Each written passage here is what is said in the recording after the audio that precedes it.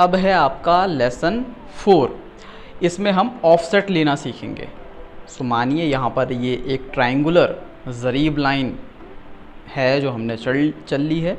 अब इस पर ये देखिए, जो पहली लाइन जो हम बनाते हैं, सबसे पहली लाइन जो ए बी बेस लाइन होती है, वो तो एकदम हॉरिजॉन्टली हम ड्रॉ करते हैं। तो उस पर हमें कोई भी मतलब ऐसे कॉम्प्लेक्सिटी फेस नहीं करनी पड़ेगी। हम सीधे सीधे उस पर जो ऑफसेट हैं वो ड्रॉ कर सकते हैं। लेकिन जो बाकी की ज़रीब लाइन होती हैं, जैसे कि बी सी जो है ये इंक्लाइंड है, तो इस पर हमें थोड़ी कॉम्प्लेक्सिटी फेस करनी पड़ेगी। रीज़न इज़ कि हम जब प्लॉटिंग करते हैं तो हम ये चाहते हैं कि जो भी ऑफसेट लिया जाए वो ज़रीब लाइन से 90 डिग्री पे हो। पर जब कैड जो है सॉफ्टवेयर जो है ये एंगल मीज़र करता है 0 डिग्री, यानी कि एकदम हॉरिजॉन्टल से। ठीक है, तो इसका 90 डिग्री ज़रीब लाइन के 90 डिग्री से मैच नहीं करता, उन दोनों में अंतर होता है।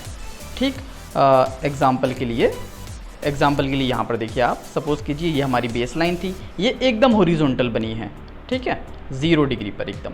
लेकिन हमारी जो बी सी लाइन है ये इस तरह से इंक्लाइंड बनी है।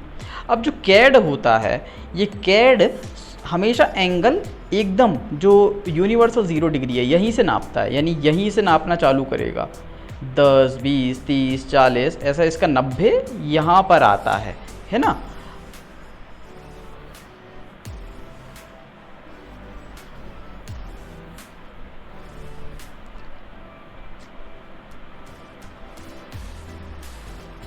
पर हमारे केस में क्या है, हमारी ज़रीब लाइन तो ये है बी सी, है ना।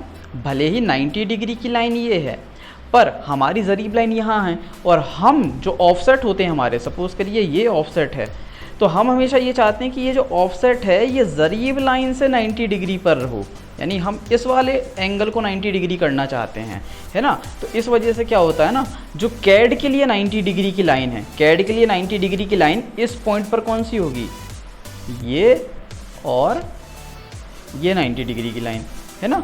तो कैड के लिए क्या होता है, ये जो एंगल है, ये एंगल डिफरेंस की तरह ट्रीट होता है। यानी ये सपोज़ करिए अगर डेल्टा डिग्री है ना, ये डेल्टा डिग्री एंगल है।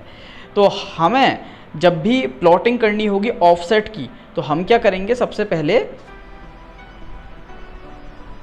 हम ज़रीब लाइन पर वो डिस्टेंस चल के आएंगे जिस पर हमें ऑफसेट लेना है। मान लीजिए यहाँ आ गए, फिर सबसे पहले हम एक हॉरिजॉन्टल लाइन खींचेंगे और फिर हम डिस्टेंस डालेंगे जितने का ऑफसेट लेना है। उसके बाद जो एंगल बॉक्स होता है उसमें हम ये जो डेल्टा डिग्री डिफरेंस आया है हमारे 90 डिग्री और कैड के 90 डिग्री में, इसको हम माइनस करके डालेंगे, क्योंकि कैड जो है यहाँ से नाप रहा था उसके लिए 0 ये है, और हमें इतना एंगल माइनस साइड में चलना है तब वो हमारी ज़रीब लाइन से 90 डिग्री पे होगा। तो हमें यहाँ डालना पड़ेगा 0 minus delta degree. Delta suppose कर लीजिए कितना है, 20 है, तो मैं क्या डालूंगा 0 माइनस 20 यानी -20, यानी -20 डिग्री। तो जब -20 डिग्री में डालूंगा तब जाके कैड जो है यहाँ पर एक लाइन ड्रॉ कर देगा जो यहाँ से उसके 0 डिग्री से -20 पर होगी, बट मेरी ज़रीब लाइन पर एकदम 90 परफेक्ट बैठ रही होगी। तो अगर मुझे इस तरफ कोई ऑफसेट प्लॉट करना है तो मैं उसका एंगल क्या डालूंगा, -20। पर कैड के लिए ये वाली जो लाइन है ये 0 है और ये क्या होगा 180। अब मान लीजिए मुझे कोई ऑफसेट इस ज़रीब लाइन पे इस तरफ प्लॉट करवाना है, तो मुझे क्या करना पड़ेगा, मुझे 180 माइनस 20 करना पड़ेगा, यानी कि 160।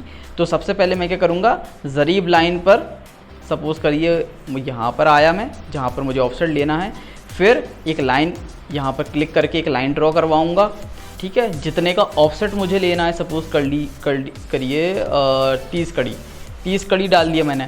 फिर जब एंगल वाला बॉक्स आएगा तो एंगल वाले बॉक्स में मैं क्या डालूंगा 180 माइनस 20, क्योंकि यहाँ मेरा डेल्टा कितना था 20, तो 180 माइनस 20 यानी 160। तो जैसे ही 160 डालूंगा तो वो यहाँ पर एक इस 30 कड़ी की लाइन को इस तरह से सेट कर देगा, ठीक है, जो कि कैड के लिए तो होगा यहाँ से 160 पर मेरी ज़रीब लाइन पर वो एकदम 90 डिग्री बैठ जाएगा। ठीक है, तो ये प्रोसीजर करना होता है हमें जब भी हम किसी इंक्लाइंड लाइन जो कि ज़रीब लाइन होती है उस पर हम ऑफसेट प्लॉट करते हैं कैड में।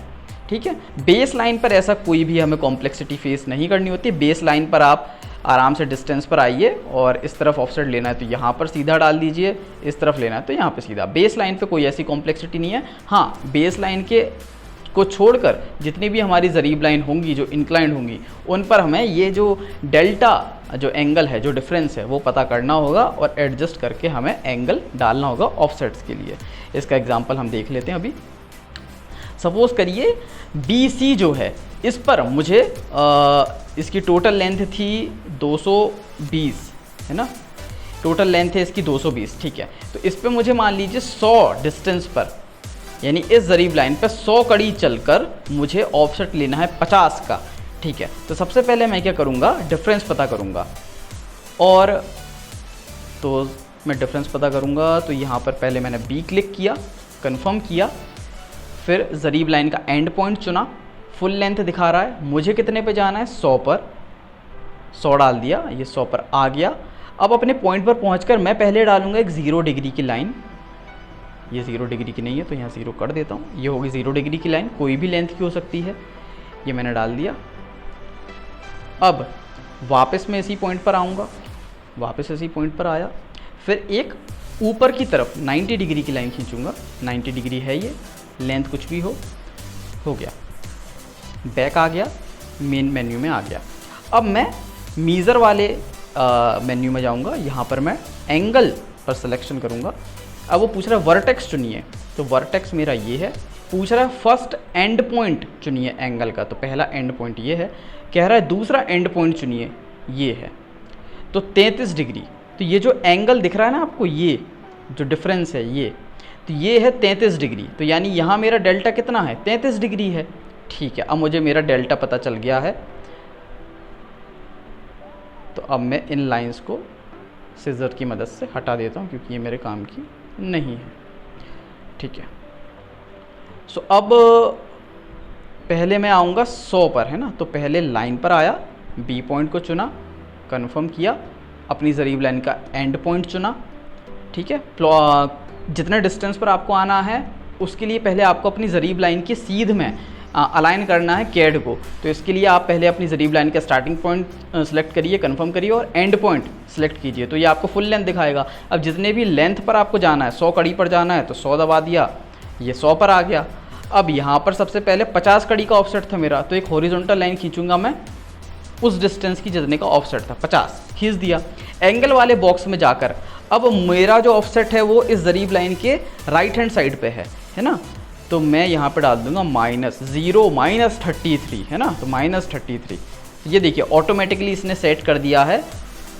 ठीक, अब अगर मैं इसको मीज़र करूँ एंगल, तो ये मेरी ज़रीब लाइन पर एकदम एग्जैक्ट 90 डिग्री बैठा होगा। वर्टेक्स चुना, पहला एंड पॉइंट, दूसरा एंड पॉइंट 90 डिग्री, यानी अब ये जो लाइन है, ऑफसेट की लाइन है, ये मेरी ज़रीब लाइन से 90 डिग्री पर है।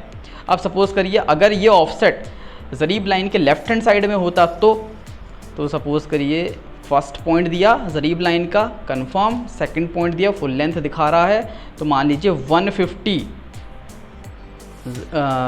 कड़ी पर जाकर मेरा एक ऑफसेट था लेफ़्ट हैंड साइड में 25 कड़ी का। 25 कड़ी का मैंने यहाँ पर, यहाँ पर मैंने डाला। अब एंगल में आके मैं कितना डालूंगा, एंगल में आके मुझे डालना पड़ेगा 180 - 33। तो 180 - 33 करने पर कितना आएगा, 180 - 33 147। तो यहाँ पर मैं एंगल डालूंगा 147। तो देखिए 147 जैसे डाला इसने ऑटोमेटिकली सेट कर दिया। तो डिस्टेंस तो वही है जो मेरा ऑफसेट था, जैसे डिस्टेंस आप देखोगे तो वही है 25 कड़ी जो मेरा ऑफसेट था। और एंगल जब आप देखोगे तो ये ज़रीब लाइन से वर्टेक्स चुना, first and point, second and point, ये ज़रीब लाइन से एकदम 90 पे बैठ गया है। तो इस तरह से आप इंक्लाइंड ज़रीब लाइन पर जब ऑफसेट प्लॉट करोगे तो आपको पहले डेल्टा पता करना है, यानी डिफरेंस कितना है, और फिर उस हिसाब से जब आप राइट हैंड साइड में ऑफसेट प्लॉट करोगे तो 0 माइनस डेल्टा करके प्लॉटिंग करनी है, और जब लेफ्ट हैंड साइड ऑफ ज़रीब लाइन पे काम करोगे तो आपको 180 माइनस डेल्टा करके प्लॉटिंग करनी है। ठीक है, तो इस तरह से। एंड बाद में आपको कंफर्म भी कर लेना है कि आपकी ज़रीब लाइन से आपकी जो ऑफसेट की लाइन है वो 90 डिग्री पर बैठ रही है या नहीं। तो ये था आपका लेसन 4।